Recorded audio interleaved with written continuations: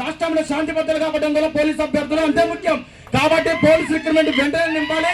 అలాగే 15,000 పోస్టులతోటి నోటిఫికేషన్ ఇవ్వాలి.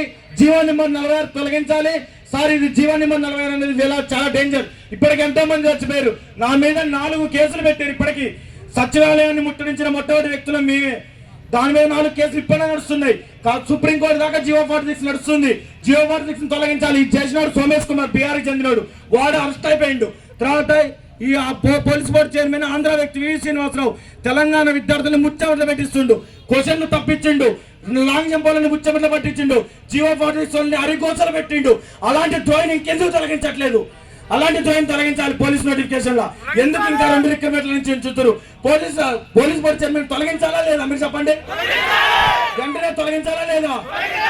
అసలు మన గ్రామీణ ప్రాంత విద్యార్థుల దగ్గరికి రాణిస్తున్నారా లేదా? ఎందుకు అలాంటి వ్యక్తిని ఇంకా ఉంచుతారు? తెలంగాణలో పోలీస్ రిక్రూట్మెంట్ నింపే ఒట్టోడా లేడా? ఎందుకు ఈ ఆంధ్ర వ్యక్తులు ఇంకా ఆత్మ బలిదానాలు తెచ్చుకుంటే, ఆత్మగౌరవం కోసం తెలంగాణ తెచ్చుకుంటే ఇంకా గ్రామీణ ప్రాంత విద్యార్థులు తెలంగాణ ఆంధ్ర వ్యక్తి దగ్గర తాకట్టు పెడుతున్నారు? ఎందుకు నాయకులు మాట్లాడట్లేదు? ఎందుకు తొలగించట్లేదు? ఎందుకు మాకు అవకాశం ఇవ్వట్లేదు? మేము సామాన్య వ్యక్తులం, గ్రామీణ ప్రాంత విద్యార్థులం.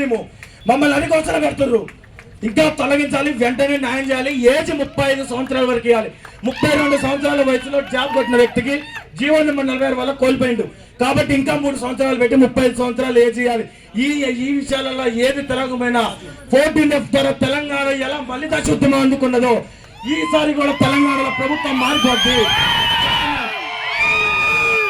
మేము ఏమి కద్దర్సొక్కాలు జరుగుతున్న నాయకులం కాదు. గ్రామీణ ప్రాంత విద్యార్థుల నుంచి, మారుమూల ప్రాంతాల నుంచి వచ్చి కొట్లాడిన వ్యక్తులు ఇక్కడ. మాకు ఏ సెక్షన్లు తెలియదు, ఏ ధర్నాలు తెలియదు. మాకు తెలిసిందే మాకు ఉద్యోగాలు సాధించమని అడుగుతున్నాం. మేము ఏ పార్టీ కాదు. ఆ పార్టీ మెట్లెక్కినాం, ఈ పార్టీ మెట్లెక్కినాం, వీళ్ళ కాడెక్కినాం. మాకు అంతిమంగా కావాల్సింది న్యాయం, ఉద్యోగాలు, ధర్మంగా అడుగుతున్నాం. ఎందుకంటే పోలీస్ అభ్యర్థులు కేసులు అయితే అని భయపడే వ్యక్తులం. మేము ఒక జాబ్ కొట్టుకుంటే మా కుటుంబంలో కొన్ని కుటుంబాలన్నా బాగుపడతాయని ఆశ గల వ్యక్తులు. దిల్సుఖ్ నగర్ నుంచి ఇక్కడ దాకా నడుచుకుంటూ వచ్చిన మీ అందరికీ వందనాలు.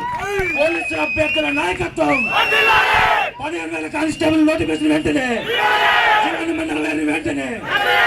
జై హింద్, జై తెలంగాణ.